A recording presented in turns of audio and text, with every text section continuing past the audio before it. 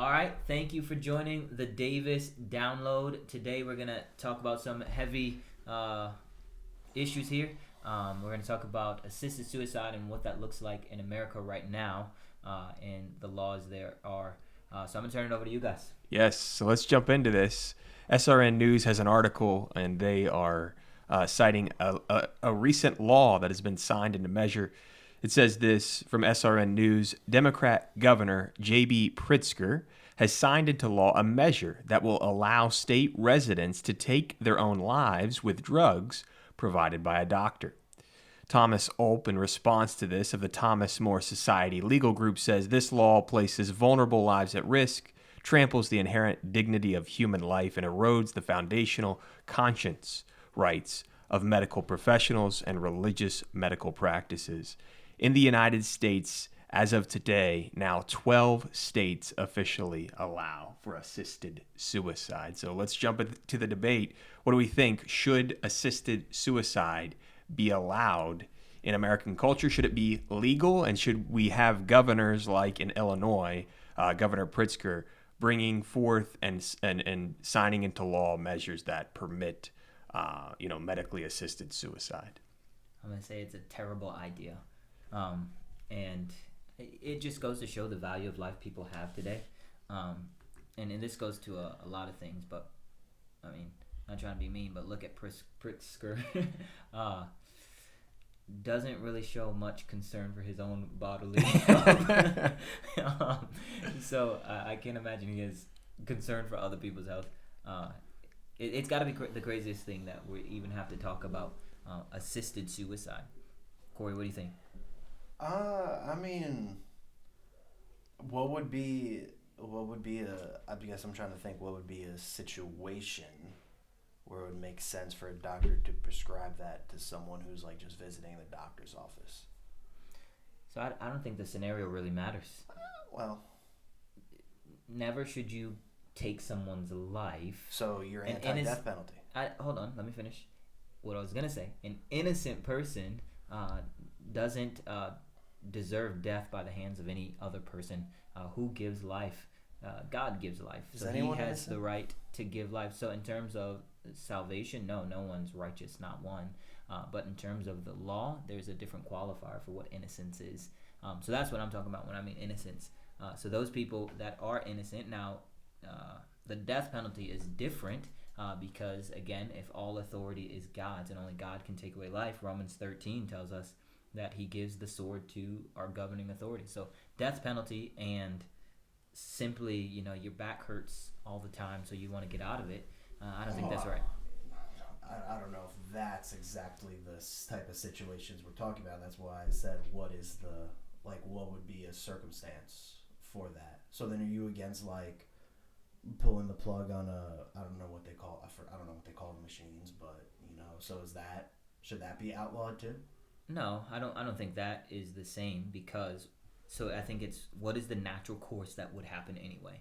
If I did not have this machine, what would happen? So if I allow life to play out, then you'd probably die.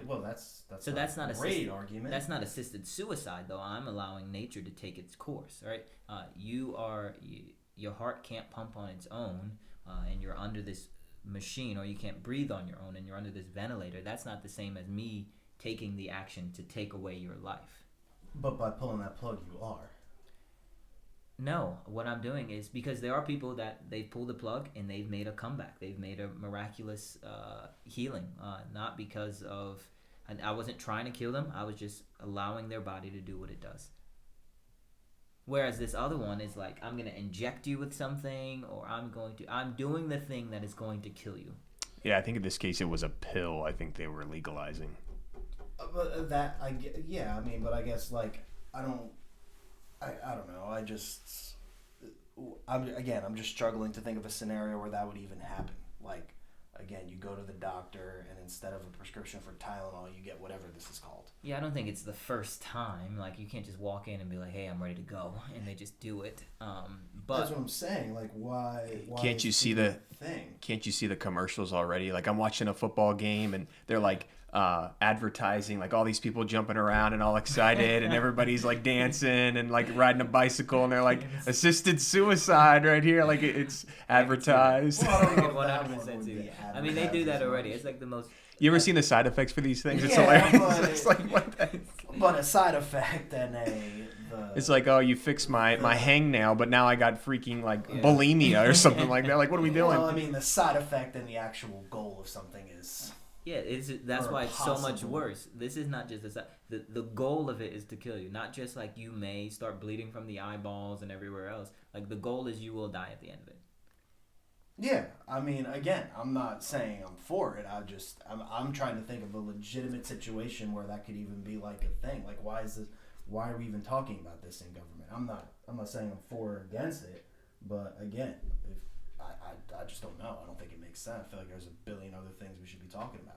I think it's so much of a slippery slope, though. You can look at we sometimes follow our amazing Northern Hat, Canada, and they have assisted suicide. Yeah. I think it's called the MAID program or something like that. But it started off really small in scope, and now it's like if you're homeless and you don't want to continue in a life of homelessness, then we can assist you in suicide, which is crazy. Just because you're homeless doesn't mean that you don't have inherent worth. Yeah. And I think that's what people are missing, the inherent worth.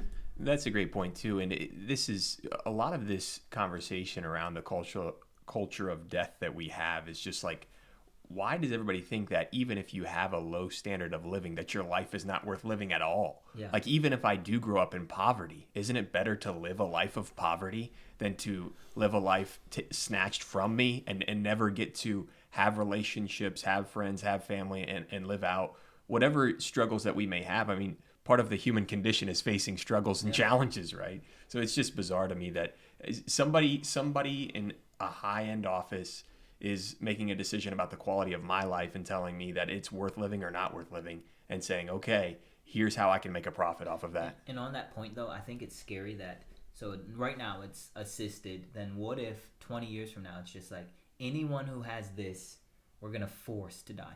Because every policy that we have usually starts off light and pretty free, and then you start trickling it down, and then it's like all-encompassing. Every part of it is reached. So how long until they knock on your door and say, hey, you have arthritis, it's time to go, you know? Yeah. I mean, definitely don't want that. I don't know. I don't think, I don't think people just don't care about life. I don't think that is the case because, I mean, shoot, people don't want to offend anybody. So like, people obviously care. I don't know. I think it's a larger question than just people just don't care, value life. I think it's a cultural component here where we have to reevaluate as Americans, as Western civilization, why are we so obsessed with death?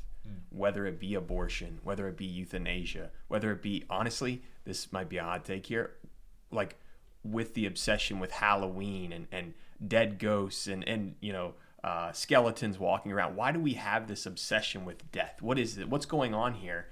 Again, that's more of a question that we need to do some introspection on rather than I have all the answers about. But, I mean, I certainly could speculate on these things. Yeah.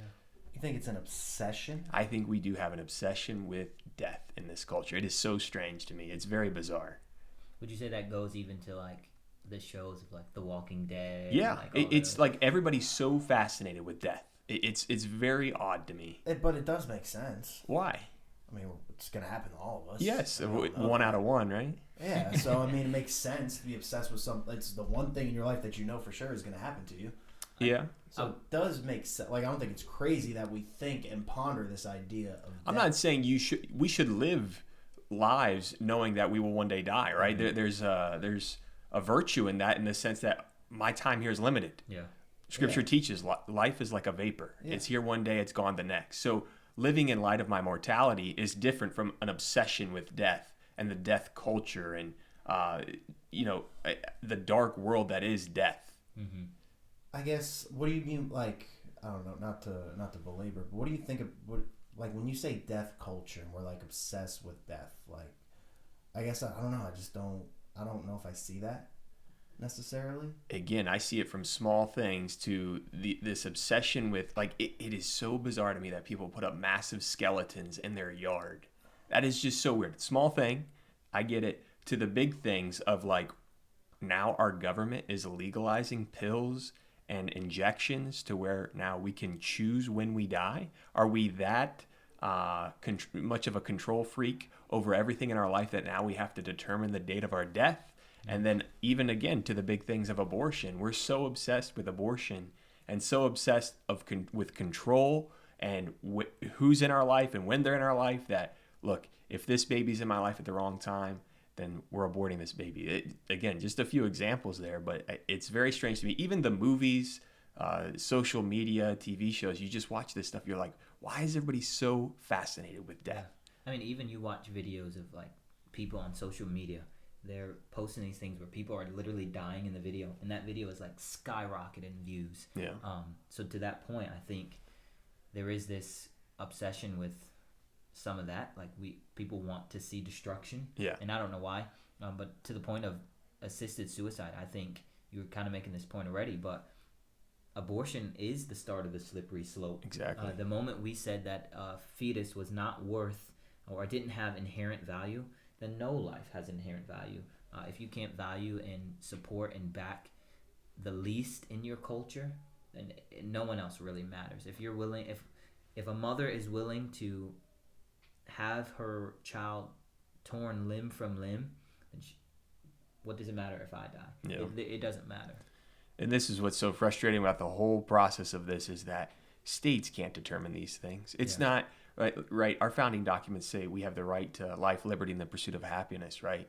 But now those things are even being stripped from us by the states themselves. It's just so bizarre, so contradictory that states are saying, look, you don't even have the right to life. You have the right to death. That's and when you do die, we tax that as well. And it's just like, oh, so disgusting. The whole process, just maddening.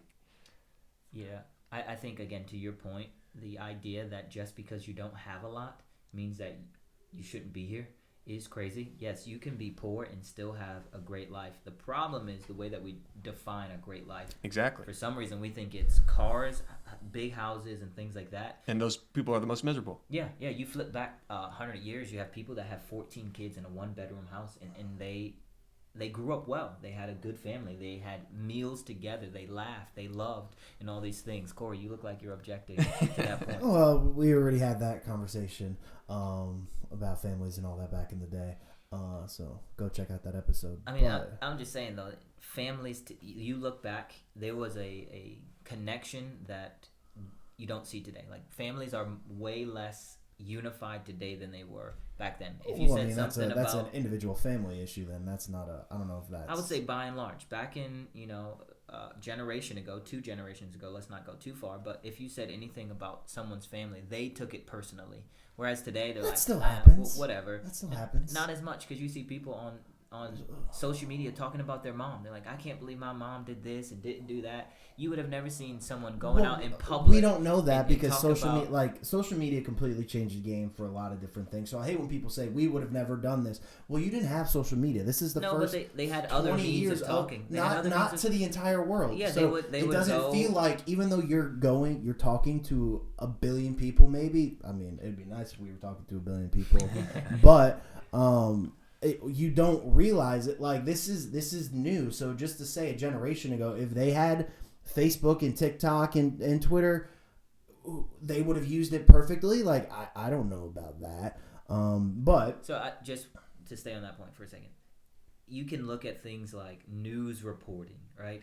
If you look at my man Roosevelt, right, when he's president during World War II, he's in the wheelchair, and you don't get any pictures of him. It was like an unspoken word or rule in media not to take a picture of him when he got out of his chair until he locked his braces and stood in his speech. If a president today had that same issue, if they had an issue where they couldn't get up or walk, you would see him slipping, falling, dropping every picture till Sunday about how his deformities or his limitations were there. So you can take those things and see. Culture but that doesn't is not make it the same. better. I don't like. There was So you're saying it's better that we knew less back then? No, it was a level of... And the media could cover? No. It was a level of respect. You don't take someone that has an ailment, you don't take someone that has an issue and then broadcast it publicly. You just say, hey, that's something that they're going through. Now, did they attack his issues? Sure, you can go and look at articles about Roosevelt that were good and that were bad, that bashed his policies, whatever. I don't think he was the greatest president by any means, but I think a level of respect is needed, which we miss today. So that was my only point, to say there was a level of respect in the family, and having a family. People desired kids, not just one or two, but they wanted a full house of kids. Why? Because they realized it wasn't the amount that they pulled in, but the family that they had that was more important. I suppose. I'll take that as a win. Thank you. Sure. Again, we already had this conversation, but again, check out that episode about families. But what I was trying to say is, so you say there's this culture of death and we don't care, and I guess I see your point, but then how do you justify that? Or not maybe justify, but I see a lot of people care about people's feelings and offended people, and these, just for example, people get really mad when there's videos of ICE just like tackling people or bringing people out of the house. So it's not that people don't care about other people or other people's lives, like, you know what I'm saying? So like, how can those two things happen at the same time? You see what I'm saying? I probably need you to expand a little bit more. Like, we care about people. It's not like we don't care about others' lives, because we want to make sure again, to your point, where there's maybe lack of respect, maybe respect's not there, but we certainly don't like offending people nowadays, right? We want everyone to feel okay, right? Even if that means withholding, right? I feel like we don't like when people are treated inhumane, like, again, as a whole. So how do both of those things happen? Why do we care about people's feelings so much? I think we care about the way that we feel when we say that. So if someone says that they are something that they are not, they're a gender that they are not, why do people go along with it? Because it makes them feel good, and they say, what if I was having that? Like, they look at themselves and say, what if that was me? Well, truth matters.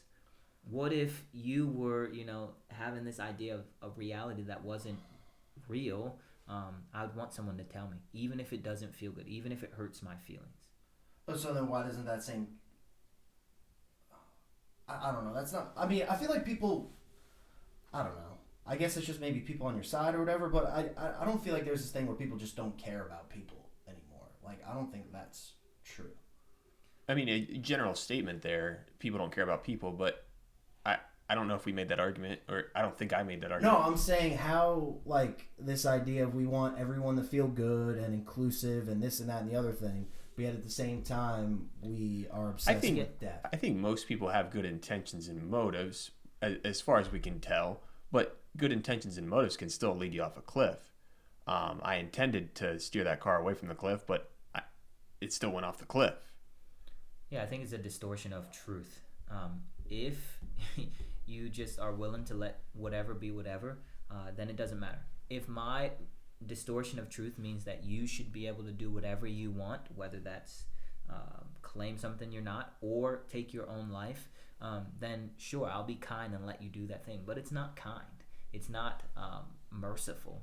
It's the opposite. It's vile. It's heinous. Yeah, and that returns to the article itself. It is kind of asking the question, what is the role of government in this instance? Is it the role of the governor, the state of Illinois, 12 other states? I didn't have a list of all the states, but 12 other states saying that, yes, you can select the day that you die.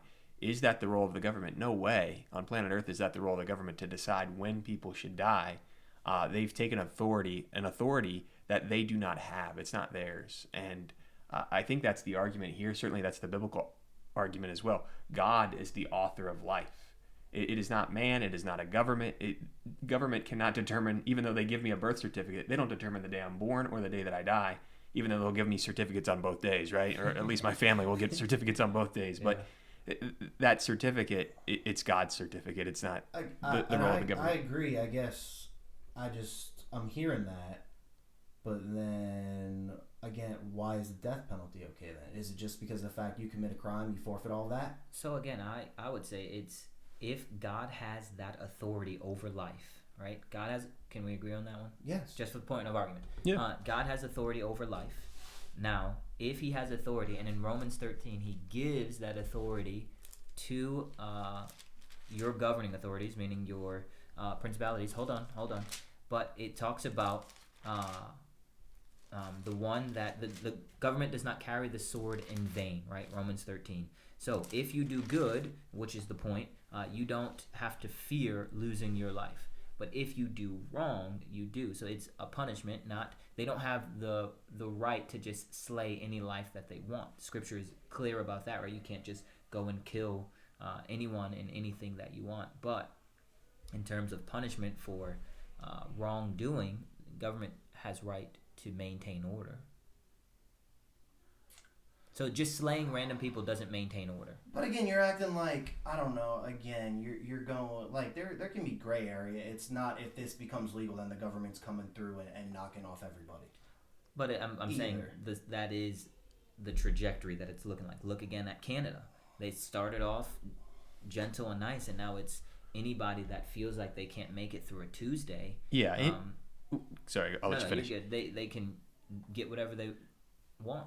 And again, the citizens of a country or a state, in this case with Illinois, the citizens of Canada, need to ask themselves questions and need to say, why does our government want us dead? Yeah. Why does our government want us taking pills and injections that end our lives?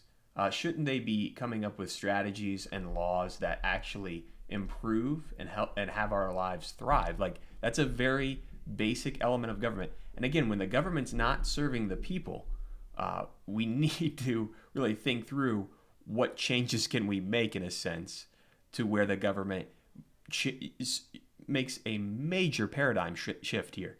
We're talking about a government that is prescribing death rather than creating elements and circumstances for the thriving and growing of people. What is taking place here in Western culture, again, back to that earlier statement, that we're so obsessed with death.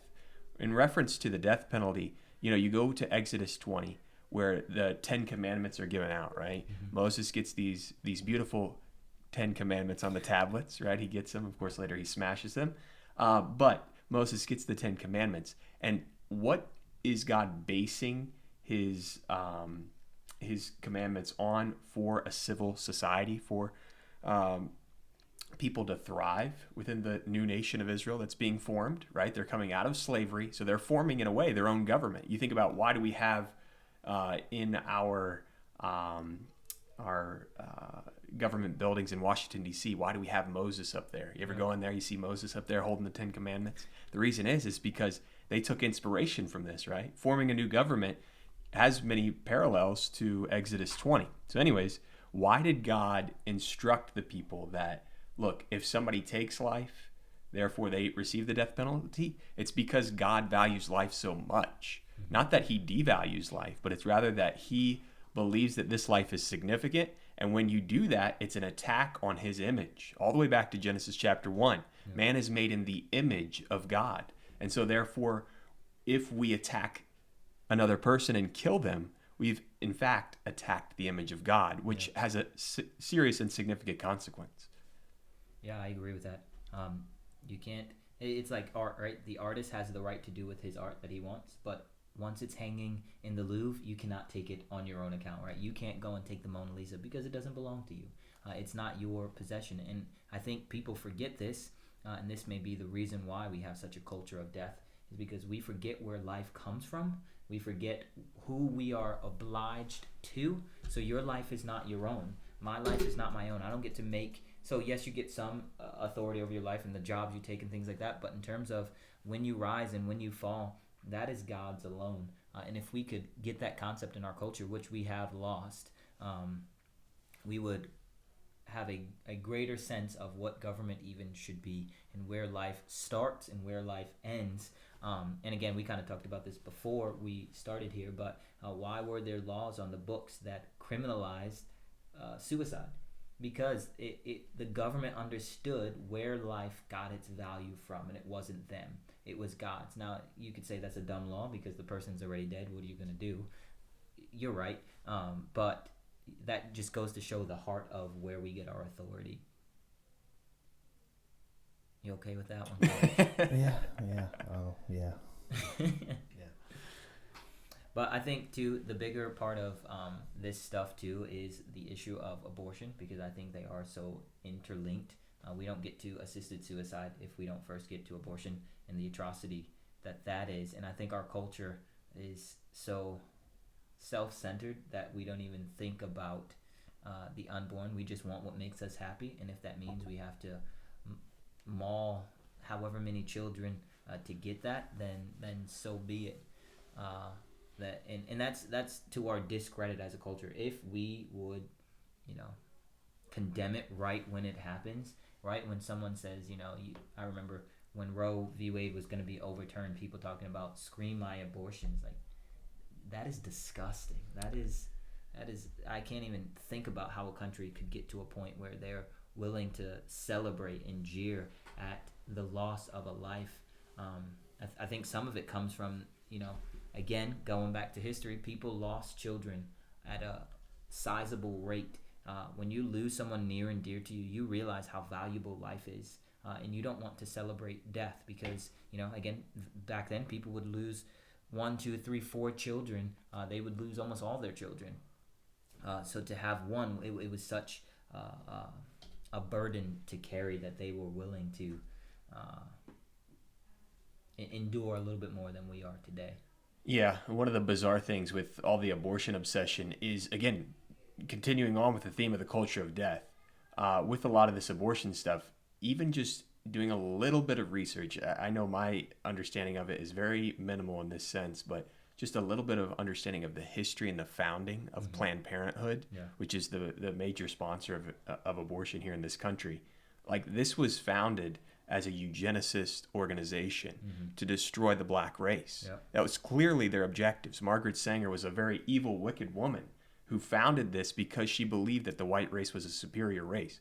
Why should any organization like that even continue, even receive a penny of federal funding or state funding or whatever that is? It is such an evil, vile organization that should be eradicated from our society. I don't care what they claim they're doing today, whatever, they've of course done quite the marketing scheme and the changing of their name and stuff like that. But if you look at the founding, it's that they wanted to destroy the black race because they thought they were inferior. It's just bonkers to me that organization would receive $1. Like, how racist is that?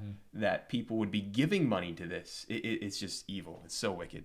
Yeah, I think in that too, that like money is so fungible. So yeah, like you're saying, not a single cent should go there. And in fact, maybe we should be planning other institutions that help. In fact, there are pregnancy ministries that do ultrasound, ministries that help with all types of issues that don't offer abortion. So we don't need Planned Parenthood. We don't need their assistance at all. And I know the argument is, well, they do this and they do these screenings. You can get those screenings a lot of other places. And what if we use the money allocated for them to go to these other places that do it more effectively than these slaughterhouses? Yeah, it's ridiculous. And you look at the statistics on when people see, like when couples or individuals, mothers in particular, see an ultrasound, and I forget what the number is, but I think at least 50% of people who see an ultrasound, they're like, yeah, keep the baby. Keep the baby. Yeah. And it's just, Planned Parenthood is not going to do that. They're not going to walk you through that process because they know what their end goal is. It's the culture of death. That's what they're trying to accomplish. And shame on them for all of that wickedness and evil. And I cannot wait till that organization is brought down. Yeah. I think in both senses, in terms of assisted suicide and abortion, look at who is being or who will be slaughtered the most by it. It's not the wealthiest. It's not the most high up in political people. It's going to be the lower class of people that don't have or feel like they don't have another option because that's what they're being told. And that is the biggest failing of our government right there. Yeah, and I would have to dive into the data on that. I would probably assume that most of the abortions being done in the country are probably still black abortions, as with the founding of Planned Parenthood. I think it is. Which, again, what gets more racist than that than saying, yes, we want less black people in our country? That's just, like, what are we doing? It's sad. And a lot of those people who say they're doing the right thing and giving to Planned Parenthood or volunteering or whatever they think they're accomplishing with Planned Parenthood, like, they literally are racist people. Mm-hmm. Like you're funding and bringing about, again, maybe your intentions are different, but this is what you're bringing about. This is the end game. And like when we look at the results, it brings death to the culture and to that community, whether that be the African American community or whatever community here in this country. That's what the end goal is. Yeah. Yeah, and I think, again, Corey was kind of talking about this. We have a culture that says they love everybody and they want to see the best. But again, what is that love and what's that care look like? Some people will say, well, that love is I'm going to help them pay for this abortion and things like that. Well, you've done a disservice to that person. It's a lack of love. You've taken what is biologically theirs, not completely theirs, right? Not that whole argument, my body, my choice, because the baby is not your body. But this idea of your cells are being made into something new.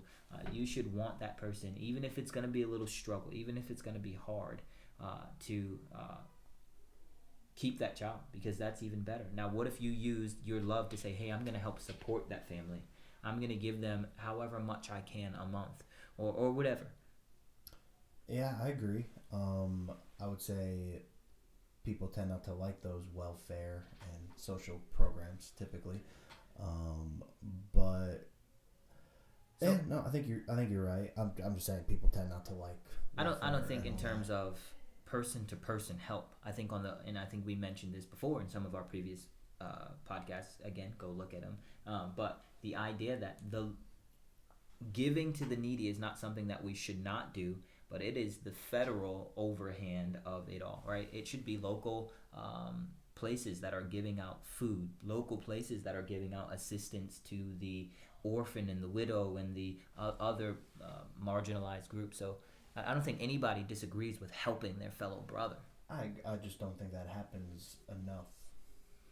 And so again, the logical progression of that thought process is, okay, because neighbors don't help neighbors, therefore we kill neighbors? No, no, I did not say that. I'm not saying. I'm just saying that's the logical progression.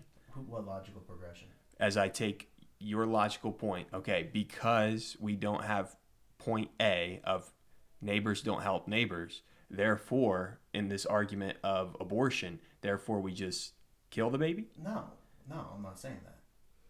But that is the logic that would happen to come, right? Because you just said we don't want to, or as a country, we don't always reach out to. Well, no, you were saying what if. I was saying why it doesn't happen, because we don't do that. There's not a bunch of people who be like, yes, have your baby. I know it's going to be difficult, but I'm going to sponsor. Like, that's not happening a ton. Again, and that's what I'm saying. I think some of that is because of the federal. People are like, just the government will give it to you. Just go sign up and they will help you. Whereas, again, I know you hate when I say this, but 2 generations ago, that was the only thing that happened. Before we have the welfare system set up in the way that it is in the 60s, what did people do when they had babies? Grandma would help. Grandpa would help. Aunt Susie would help. Whoever. Why? Because they had to. They were the net to save people. Whereas now people are saying the federal government should be the net. And I think that's the disconnect. Yes, we value life. Yes, we think that life should continue. But who should support that life? Those in your community, which is why, our church helps with the local pregnancy ministry. Why do we support and do that? Because we value life and we value those in our community. If anyone in the church ever came in and said, hey, we need this or that for our children, there's systems and ways to help because we value life so much. I don't know if you guys seen that video of the lady calling churches and asking for formula. And I haven't seen it. Whole big thing on all over the socials. But she called all these churches, and I think it was like one church and a mosque that said that they would help her buy formula. But I think go into any church, majority churches are in this country, and you would find help from someone. You would not walk into the back of a church and say, hey, I need help, and every person's like, nah, we don't need it. You'd be hard pressed. I know a lot of people at a plethora of churches that at the drop of a hat they would give the shirt off their backs. So that help is being given. It's just, where are people turning to find that help? Yeah, you gotta be careful out there with phone call solicitations anyways. Oh yeah. You never know what's on the other end, or who's on the other end, or where they're at. I've done ministry for not a long time, but a while, And I've had times where people ask for help, and you buy them diapers or whatever, and they take the receipt and go back in the store and then walk back out. So it is, you get burned, so you got to be careful. Like, okay, let's try to figure out where we're actually giving, because you don't ever want to be the church that is giving out free money to help addictions or things like that. But I think you'd be hard pressed to find a church that would not, or people within a church that would not help their local person in need.